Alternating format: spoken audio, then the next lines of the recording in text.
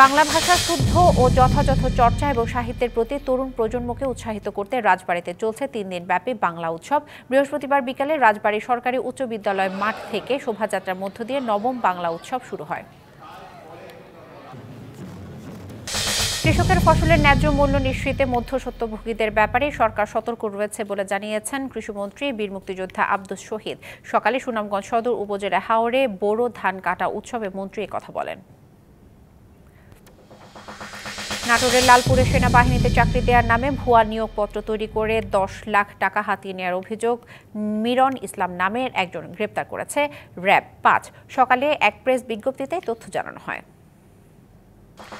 চট্টগ্রামের পলো গ্রাউন্ড মাঠে আগামীকাল থেকে শুরু হচ্ছে 14তম ইন্টারন্যাশনাল উইমেন SME এক্সপো।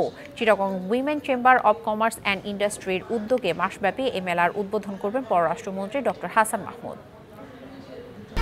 1, 2, 3 ঢাকায় জমি জিতে নিন 100% ক্যাশব্যাক সহ 20 কোটি টাকার পুরস্কার।